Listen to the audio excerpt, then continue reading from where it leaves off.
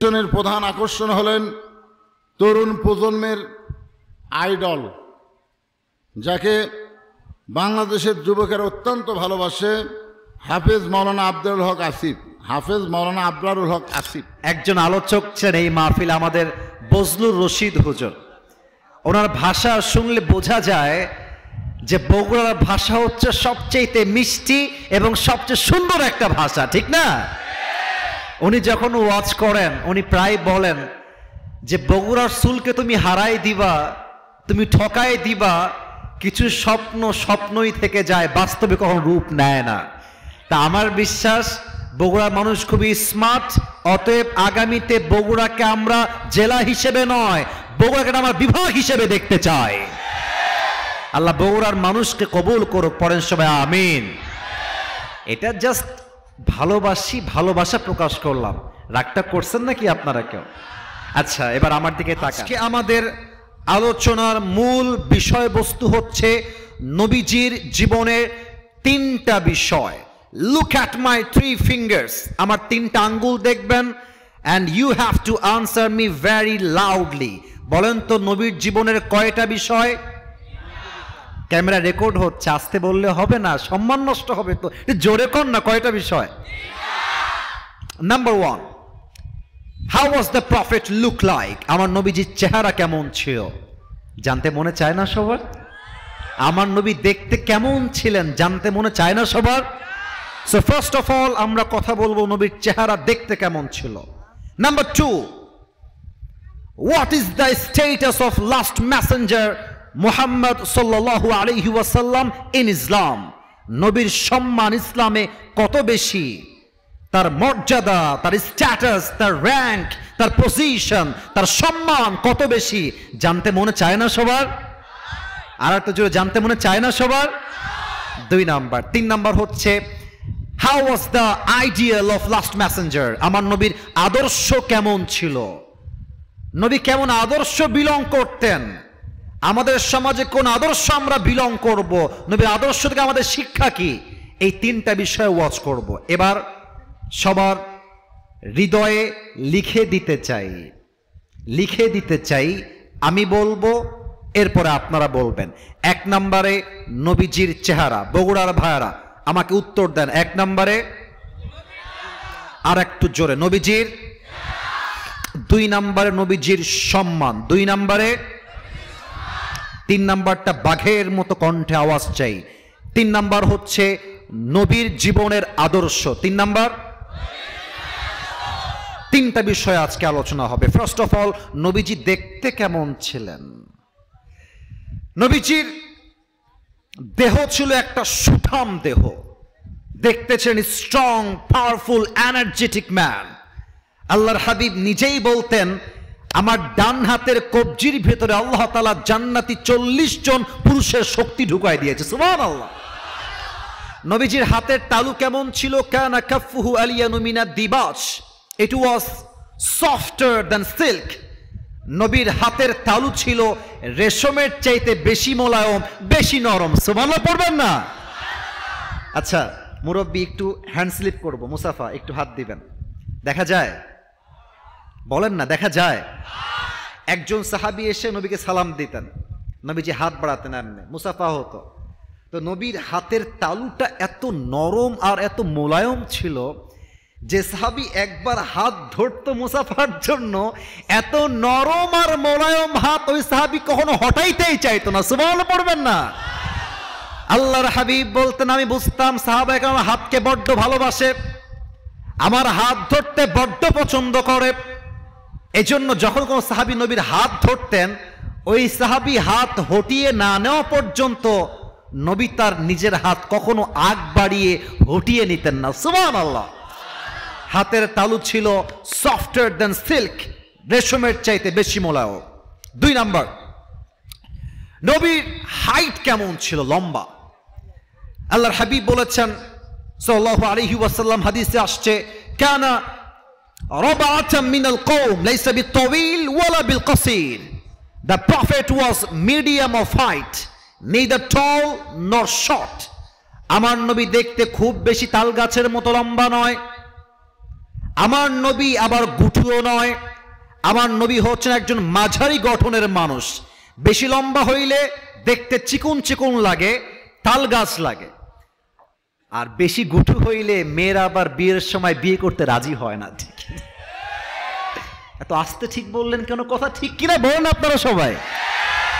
নবী তাল গাছের মতো লম্বাও নয়, আবার গুঠুও নয়, মিডিয়াম ও ফাইট। যেই দেখতো তার কলিজা নবীর চেহারা দেখলে ঠান্ডা হয়ে যেত। সুবহানাল্লাহ। 3 নাম্বার, আমার নবীর গায়ের রং কেমন ছিল? আগেই বললেন না, আমাকে বলতে দেন। নবীজির গায়ের রং কেমন ছিল? হাদিসে আসছে কানা আযহারুল লাউন। আচ্ছা, আগে একটা এক্সাম্পল দেই। মুরব্বীরা, এই কথাটা আপনারা রাগ করবেন না। আমি কেন বলছি? কারণ এক্সাম্পল যেটা দিব এখন, যদি আপনি আমার উদাহরণটা না বোঝেন, এটা আপনার মাইন্ডে লাগতে পারে। আর বগুড়ার মানুষের কাছে উল্টা পাল্টা করলে কোনো ছাড় পাওয়া যায় না। ঠিক কিনা বলে? আগেই মাফ চাচ্ছি, আমার কোনো বাজে উদ্দেশ্য নেই এই উদাহরণটা দেওয়ার ব্যাপারে। 2টা দেশের নাম বলবো। এক হচ্ছে পাকিস্তান, নাম শুনছেন? কথা না বললে বুঝি কেমন, নাম শুনছেন আপনারা? আচ্ছা, অস্ট্রেলিয়া নাম শুনেছেন? আচ্ছা, আপনাকে আমি 2টা অপশন দিব। এক, অস্ট্রেলিয়ার একজন মেয়েকে আপনার জন্য পাত্রী হিসেবে দিব যে দেখতে সাদা সুন্দর। প্লিজ পয়েন্টটা বুঝবেন, পয়েন্টটা বুঝবেন। দেখতে সাদা সুন্দর, পুরো চামড়াই হচ্ছে ধবধবে সাদা, জাস্ট সাদা সুন্দরী। আর একটা হচ্ছে পাকিস্তানি মেয়ে আপনাকে আমি পাত্রী হিসেবে দিব জাস্ট টু গেট ম্যারিড, বিয়ের জন্য। যেই মেয়েটা শুধুমাত্র সাদা সুন্দরী নয়, বরং সে লাবণ্যময় সুন্দরী। প্লিজ খারাপভাবে নেবেন না, জাস্ট আমাকে বলেন, আপনি একজন পুরুষ হিসেবে সাদা চামড়ার মেয়েকে বিয়ে করবেন না লাবণ্যময় চেহারার মেয়েকে বিয়ে করবেন? লাবণ্যময়। That is my point. আমার নবী দেখতে ফর্সা ছিলেন, বাট সাদা সুন্দর নন। আমার নবীর গায়ের চামড়ার রং ছিল লাবণ্যময় সুন্দর। সুবহানাল্লাহ। অনেকে বলে সাইয়েদনা ইউসুফ আলাইহিস সালামের চেয়ে নবী চেয়ে বেশি সুন্দর ছিল। না না, আল্লাহর হাবিব বলতেন আনা মালিহুন ওয়া আখি ইউসুফ সাবিহুন। আমার ভাই ইউসুফ হচ্ছে সাদা সুন্দর, আর আমি নবী হলাম লাবণ্যময় সুন্দর। এবার উত্তর আপনার হাতে, সাদা সুন্দর বেশি সুন্দর না লাবণ্যময় সুন্দর বেশি সুন্দর? আমার নবী ছিলেন লাবণ্যময় সুন্দর চেহারার মানুষ। সুবহানাল্লাহ পড়বেন না আপনারা? এবার একটু আমার দিকে দেখবেন, আমি টুপি খুলবো না, জাস্ট ইঙ্গিত দিয়ে বোঝাবো। এটা আমার মাথায় কি? চুল। চুল বলেন সেটার নাম কি? আল্লাহর নবীর চুল কেমন ছিল? এই যুবক যারা এসেছ, বোঝার চেষ্টা কইরো। 3টা কাটিং ছিল। কয়টা? ভাই আপনারা আওয়াজ তো কম কেন ভাই? কয়টা? 1, কানের ঠিক এই বরাবর, কানের লতি বরাবর, এবং ঠিক কাঁধ বরাবর। এবং যেটা কাঁধ বরাবর ছিল, ও ইলা মানকিবাইহি, এই কাঁধ বরাবর চুলের নাম হচ্ছে বাবরি কাটিং। কি কাটিং? আজকালকার যুবকরা কাটে কেমনে চুল জানেন? মুরব্বীরা একটু খেয়াল করবেন, দেখেন মিলে কিনা। দেখবেন ডান পাশের চুল নাই, বাম পাশের চুল নাই, আর মাঝখানে দেখবেন সজারুর মতো লম্বা লম্বা খাড়া খাড়া চুল। এটার নাম দিয়েছে আমি ঘোড়া কাটিং। এবং আমার আফসোস, আমার কষ্ট লাগে যুবক ভাইরা এই কথা বলতে, আমি লজ্জা পাই। মুরব্বীরা, অনেক মেয়েরা আজকে মাহফিলে আসছেন, বেশিরভাগ মেয়েদের চরিত্রবান যুবক পছন্দ হয়, এই সমস্ত টিকটকার গাঞ্জাখোরই বেশিরভাগ মেয়েদের পছন্দ হয়। অতএব আজ থেকে আমাদের চুল হবে হয় নবীজির সুন্নাহ অনুযায়ী অথবা বাবরি কাটিং। ঠিক কিনা বলে? এবার দেখেন তো আমার হাতে এইটা কি? এই যে ভাইয়েরা উত্তর জোরে দিয়েছেন, আপনারা আসতে দিয়েছেন, এটার নাম কি? আচ্ছা একটু পেছনে যায়, আমাকে একটু রিভিউ দিবেন। পাম্পট্টি চাচ্ছি না, পাম্পট্টি না, যা মনে আসবে সত্যটাই বলবেন। আমি আসিফ হুজুর, আমার বয়স যতই হোক আমি তো যুবক ছেলে। আচ্ছা আমি কি চাইলে এই পুরো দাড়িটা, এখানে আলেম ওলামাও আছেন, মাদ্রাসার ছাত্ররাও আছো, আমার হুজুররাও আছেন, উইথ ডিউ রেসপেক্ট, আমি একজন হাফেজ, আমি একজন মাদ্রাসা ব্যাকগ্রাউন্ডের ছেলে, জেনারেল পড়াশোনা আমি করেছি। আচ্ছা, এই দাড়ি যদি আমি ক্লিন শেপ করতে চাই, করতে তো পারি, কিন্তু আমি যে দাড়ি রেখে দিয়েছি লম্বা চাপ দাড়ি, আমাকে দেখতে কি অসুন্দর লাগতেছে? এই তো উত্তরটা মন থেকে দিয়েছেন। আরে ভাই, অনেক মেয়ে আছে দেখবেন দাড়িওয়ালা ছেলেকে পছন্দ করতে চায় না। ডানের ভাইরা ঠিক বললেন না কেন? আমার কথা ঠিক আছে কিনা বলেন। আপনাকে একটা কথা বলে দিয়ে যাই, মাইন্ড করবে না বগুড়ার সন্তান তো আপনি, আরে যা বলবেন কাট টু কাট কথা। বগুড়ার মানুষের কাছে মুনাফিকের স্বভাব তো নাই। মেয়ে দেখতে গেছেন বিয়ে করার জন্য, পাত্রী মাশাআল্লাহ just looking like a wow, ভালো মেয়েটা, ভালো মোটামুটি দেখতে সুন্দরী আছে। মুরব্বী, আমার কথা কিন্তু বুঝতে হবে আপনাকে, আমি কিন্তু হাদিসের বাইরে না, আমার কথা বোঝেন, দেখবেন পয়েন্ট আমি কি বলতেছি। এখন মেয়েটা আপনাকে বলছে মাশাআল্লাহ আপনার চাকরি ঠিকঠাক, বাড়িও ঠিকঠাক, ফ্যামিলিও ঠিকঠাক, ভাইয়া আপনার দাড়িটা আমার পছন্দ হচ্ছে না।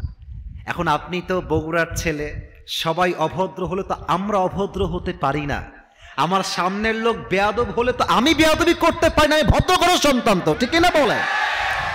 আপনি কি করবেন? আপনি বলবেন যে ও আচ্ছা আপু আপনার দাড়ি পছন্দ না তাই না? জি জি ভাইয়া আমার দাড়ি পছন্দ না। তো আপু যদি একটু সাইডে আসতেন, 1 মিনিট কথা বলতাম, একটু কথা বলবো, just for 1 minute, 1 minute please.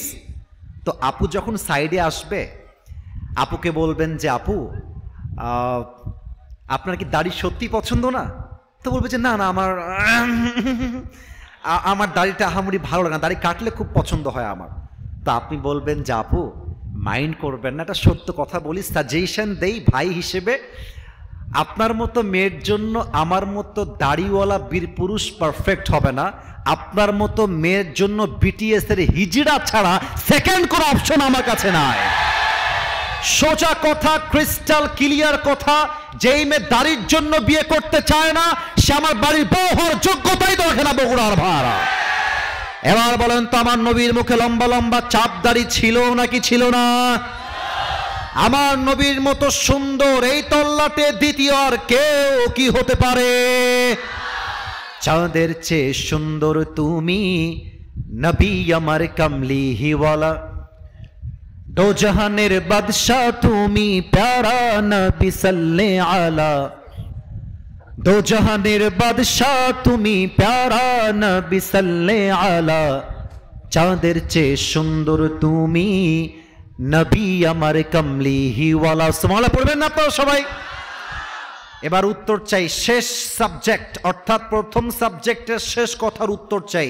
যে হাদিসগুলো শুনলাম শর্টকাটে, বগুড়ার ভাড়া কি বুঝলাম? আমার নবীর চেহারা কি কম সুন্দর না অনেক বেশি সুন্দর? আমার নবী কি দেখতে সাধারণ না অসাধারণ? সেই নবীর উম্মত হতে পেরে আমরা সবাই খুশি না বেজা? একবার দিল খুলে পড়েন সবাই মিলে আলহামদুলিল্লাহ। একটা কাশি দেন, আর একবার তাকবীর দেন, লিল্লাহি তাকবীর। 1 নাম্বার ছিল আমার নবী দেখতে কেমন ছিলেন, 2 নাম্বার কি ছিল কে বলতে পারে? নবীর সম্মান। বলেন সবাই, 2 নাম্বারে কি ছিল? নবীর সম্মান। একটা প্রশ্ন করি, দেখা যাক উত্তর কে দিতে পারে। আলেম ওলামা ছাত্র ভাইয়েরা না, আপনারা যারা এসেছেন তারা দিবেন উত্তর। একজন নবী ছিলেন যেই নবী আল্লাহর সঙ্গে সরাসরি কথা বলতেন, নবীর নাম কি? মাশাআল্লাহ, right answer, I got the right answer, Musa আলাইহিস সালাতু ওয়াস সালাম। উনি যেই পাহাড়ে কথা বলতেন আল্লাহর সাথে, প্লিজ কেউ মাইন্ডে নেবেন না, আমি বাধাবার জন্য বলছি না, সে পাহাড়টার নাম কি ছিল কে বলতে পারে? প্রিয় ভাই, রাইট আনসার তুর পাহাড়। ছোট পাহাড় না বড় পাহাড়? একবার মুসা আলাইহিস সালাম আল্লাহর সঙ্গে কথা বলার জন্য তুর পাহাড়ে আসছে, কিন্তু মুসা আলাইহিস সালাতু ওয়াস সালাম চুপচাপ বসে আছে, কথা বলছে না, একদম চুপচাপ। তো আল্লাহ বলছে, মুসা কথা বলো, কথা বলো, কি বলতে চাও কথা বলো। মুসা বলছে, আল্লাহ আজকে একটা অজানা প্রশ্নের উত্তর জানতে চাই, যদি আপনি আমাকে বলেন তবে জিজ্ঞেস করতে চাই। আল্লাহ বলছে, বলো Musa, no problem at all, just share me your problem, বলো যা বলা যায় বলো। আচ্ছা আল্লাহ, আমি যে তোমার সঙ্গে কথা বলি এর মাঝে কোনো দেওয়াল বা পর্দা আছে? আল্লাহ বলছে না না, তুমি তো আমার সঙ্গে সরাসরি কথা বলো। সুবহানাল্লাহ পড়বেন না আপনারা সবাই? আচ্ছা আল্লাহ, আমি তো কথা বলি তোমার সাথে, ঠিক আছে, কিন্তু আর কোন নবী অথবা আর কোন উম্মত কি আগামীতে এমন কেউ আসবে যারা আমার মতো কথা বলবে আপনার সাথে? আল্লাহ বলছে ও আচ্ছা, ইজ দ্যাট ইউর কোয়েশ্চেন? এটা তোমার প্রশ্ন? আসো আমি উত্তর দিচ্ছি। কি উত্তর? আল্লাহ বলছেন মূসা শোনো, যখন তুমি কথা বলতে চাও, আমি আল্লাহ হয়তো কথা বলতে নাও পারি, আমি চাইলে কথা বলো, না চাইলে কোনো কথা নাই। তবে মূসা, তোমার পরে শেষ নবী একজন আসবেন, মুহাম্মাদুর রাসূলুল্লাহ সাল্লাল্লাহু আলাইহি ওয়াসাল্লাম। সেই নবীর উম্মতের শান, মান, মর্যাদা, স্ট্যাটাস, সম্মান এতটা হাই হবে, হে মূসা আমি চাইলে তুমি কথা বলো, না চাইলে নাই, doesn't matter what you wish for, তুমি যা চাও তা আমি দেই না। বাট আমার নবীর উম্মত তারা যখন চাইবে, যেখানে চাইবে, যেমনে চাইবে, তারা চাইলে আমি আল্লাহর সঙ্গে সরাসরি কথা বলতে পারবে। কেমনে বলবে? কোরআনটা খেয়াল করেন। বান্দা যখন নামাজ পড়তে দাঁড়িয়ে যায়, আল্লাহু আকবার, সুবহানাকা আল্লাহুম্মা ওয়া বিহামদিকা ওয়া তাবারাকা ইসমুকা ওয়া তাআলা জাদ্দুকা ওয়া লা ইলাহা গায়রুক, আলহামদুলিল্লাহি রাব্বিল আলামিন, আর রহমানির রহিম, মালিক ইয়াউমিদ্দিন। বান্দা যখন নামাজের মধ্যে দাঁড়িয়ে কোরআন তেলাওয়াত করতে শুরু করে দেয়, সূরা ফাতিহা পড়ে, আর একটা সূরা যখন বান্দা পড়ে, আল্লাহর হাবিব বলছেন বান্দা যখন নামাজের মধ্যে দাঁড়িয়ে দাঁড়িয়ে কোরআন তেলাওয়াত করে, বান্দা তখন আল্লাহর সঙ্গে সরাসরি কথা বলতে শুরু করে দেয়। সুবহানাল্লাহ। এবার চারটা প্রশ্ন করতে চাই সবাইকে, সবাই অ্যাক্টিভ হন। বলেন তো নবীর বাবার নাম কি ছিল? মুরব্বীরা উত্তর দেয়, যুবকরা উত্তর দেয় না। দ্যাটস রিয়েলি রিগ্রেট, আফসোস লাগছে আমার। ভয় কেন পাও? আমি তোমাদের ভাই তো, আমি তো কাউকে মারতে আসি নাই। আরে ভালোবাসার মানুষ আমরা একেবারে আল্লাহর জন্য ভালোবাসি, ঠিক কিনা বলেন? ডোন্ট ফিল স্কেয়ার্ড, ভয় নাই। আরে বাঘের বাচ্চা আপনারা। বলেন আর একবার উত্তর দেন, নবীর বাবার নাম কি ছিল? মাশাআল্লাহ। 2 নাম্বার প্রশ্ন, নবীর দাদার নাম কি ছিল? মাশাআল্লাহ।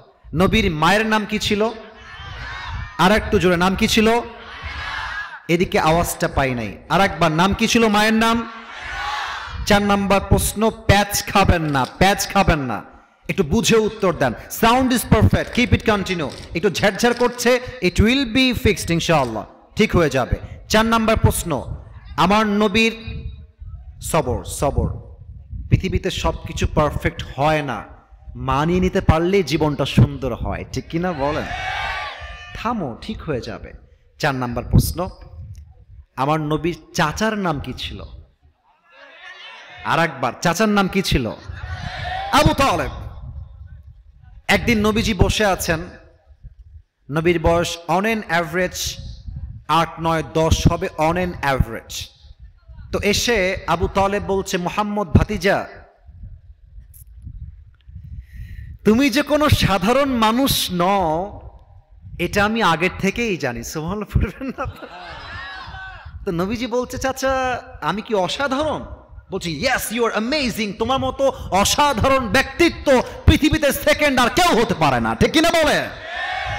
আচ্ছা চাচা, আপনি কেন বললেন এই কথা আমাকে? আমি কেন অসাধারণ? কে বলেছে আপনাকে?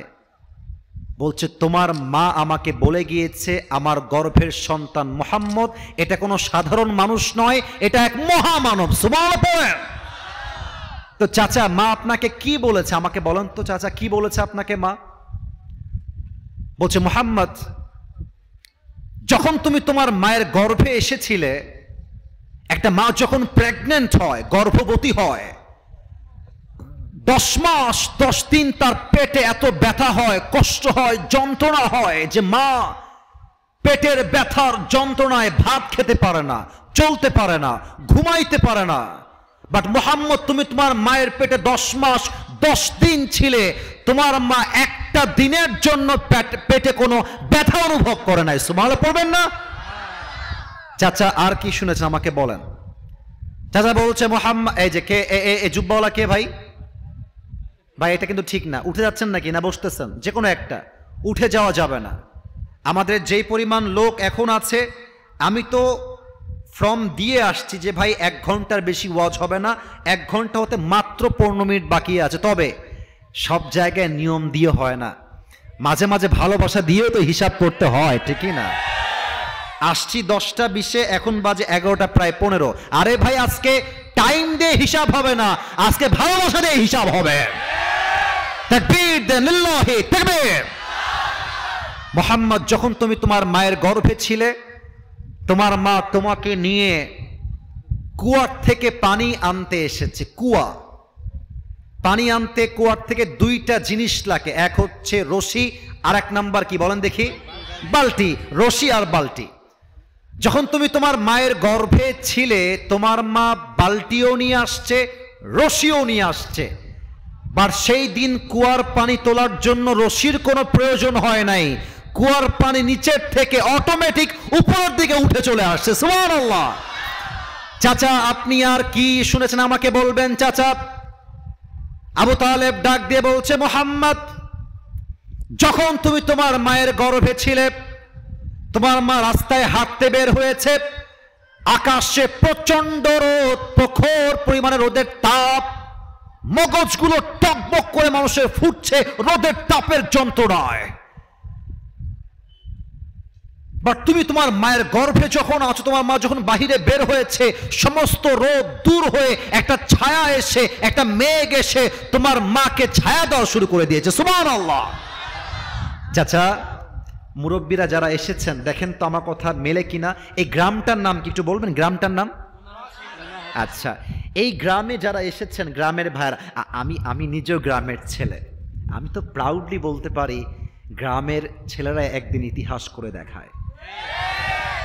অনেকে আমার দিকে আঙ্গুল তুলে যায়, আরে মধ্যবিত্ত পরিবারের ছেলে, গরিব ঘরের ছেলে, আরে সে পারবে না, আরে ওকে দিয়ে হবে না। বেটা, পুরো বিশ্বে যা নাম অর্জন করেছে তার মধ্যে 90% মানুষ ছিল মধ্যবিত্ত পরিবারের সন্তান।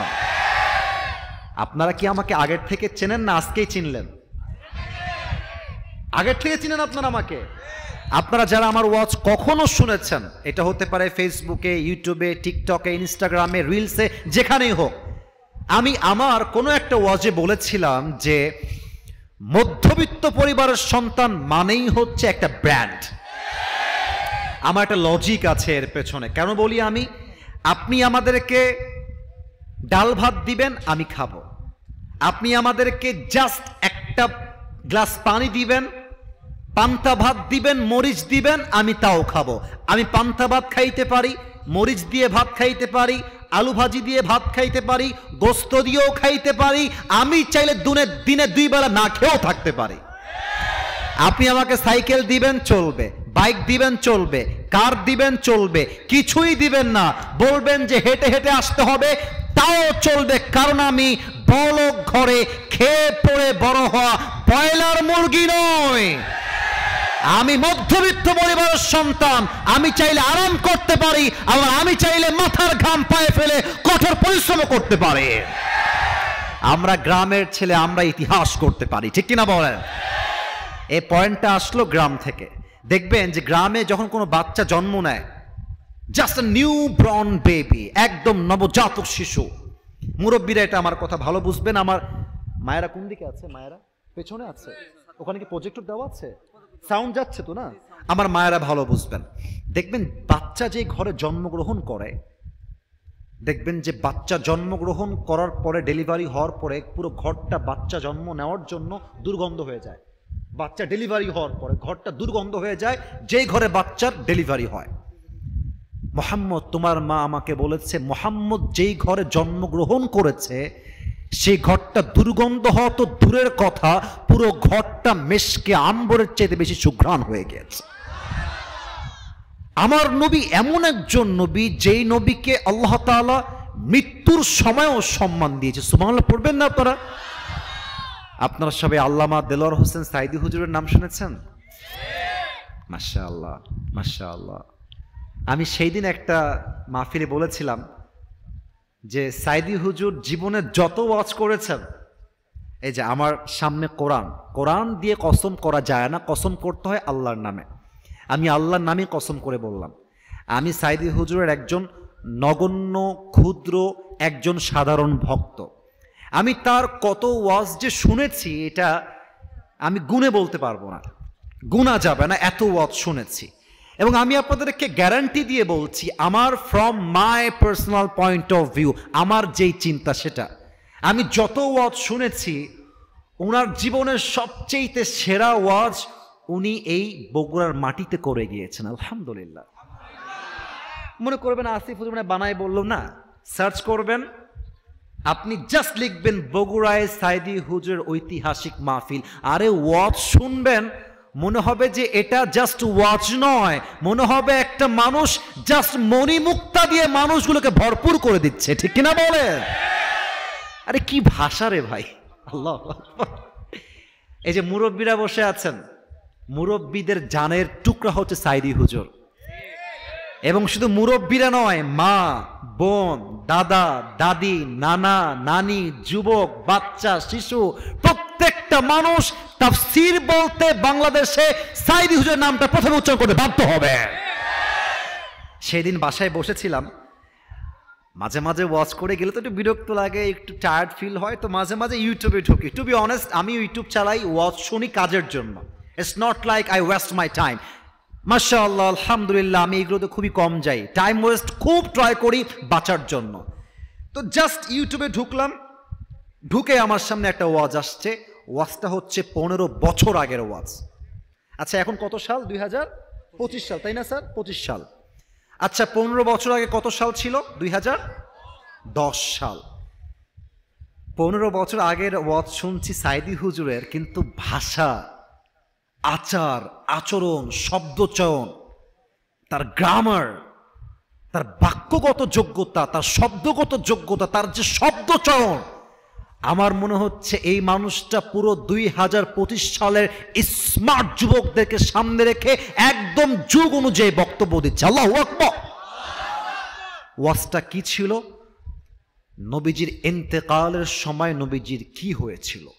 এই ওয়াজ যেই মুরব্বী এবং যুবকরা শুনেছে, চোখের পানি কেউ আটকাইতে পারে নাই। উনি বলেছিলেন নবীর ইন্তেকাল যেদিন হবে, ঠিক ইন্তেকালের দিনে ফজরের নামাজের পরে। হাদিসে আসছে নবীর এত জ্বর আসছে যে জ্বরের যন্ত্রণায় নবীজির এই চামড়াগুলো লাল হয়ে গেছে, নবীজির গালটা লাল হয়ে গেছে। হাদিস এটাও আসছে নবী জ্বরের যন্ত্রণায় একবার ডান কাত হচ্ছেন আর একবার বাম কাত হচ্ছেন। সমস্ত সাহাবা একরাম নবীর চেহারা দেখে, নবীর অসুস্থতা দেখে কারো চোখে পানি ধরে রাখতে পারছে না। সব সাহাবী চোখের পানি ছেড়ে কান্না করছে। সবচেয়ে বেশি যে কান্না করছে তার নাম হচ্ছে ফাতেমা রাদিয়াল্লাহু তাআলা আনহা। নবীজি চোখ খুললেন, দেখলেন যে ফাতেমা দাঁড়িয়ে আছে, ফাতেমার 2 চোখ দিয়ে অঝরে পানি ঝরতেই আছে। আসলে কি জানেন, যারা বাবা এসেছেন, বাবারা সব সহ্য করতে পারে, কিন্তু মেয়ের চোখের পানি সহ্য করতে পারে না। ঠিক কিনা বলেন? নবীজি বলতে, ফাতেমা, আম্মা এইদিকে আসো, আম্মা এইদিকে আসো, এদিকে আসো। ফাতেমা রাদিয়াল্লাহু তাআলা আনহা দৌড় দিয়ে নবীর কাছে এসেছেন। নবীজি বলছে, ফাতেমা তোমার কানটা একটু আমার মুখের কাছে নিয়ে আসো। ফাতেমা রাদিয়াল্লাহু তাআলা আনহা কানটা জাস্ট নবীর মুখের কাছে নিয়ে আসছে। আল্লাহর হাবিব ডাক দিয়ে বলছেন, ফাতেমা চোখের পানি বন্ধ করো, তোমার কান্না আমার সহ্য হয় না। ফাতেমা, আমি তোমাকে একটা সুসংবাদ জানিয়ে দিয়ে যাই, আমার বিদায় নেওয়ার পরে আমার সঙ্গে যার সাক্ষাৎ হবে সে হচ্ছে আমার মেয়ে ফাতেমা। সুবহানাল্লাহ। তোমার সঙ্গে আমার প্রথম সাক্ষাৎ হবে দুনিয়ার থেকে বিদায় নেওয়ার পরে।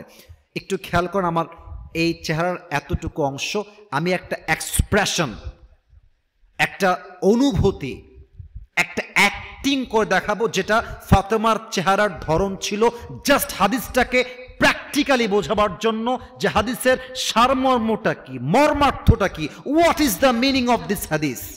ফাতেমা কাঁদছেন, নবীর মুখের কাছে কানটা রাখা, পুরো মুখটা বিষণ্ণতায় ভরা। আর আয়েশা দূর থেকে দেখছেন যে ফাতেমা নবীর মুখের কাছে কান দিয়ে আছে, আর নবীজি মুখে মুখে কি যেন ফাতেমাকে বলতেছে। ফাতেমার চোখ টলটল করছে অশ্রু দিয়ে। নবীজি কি যেন বললেন, ফাতেমার পুরো চেহারাটা হাসি দ্বারা ভরপুর হয়ে গিয়েছে।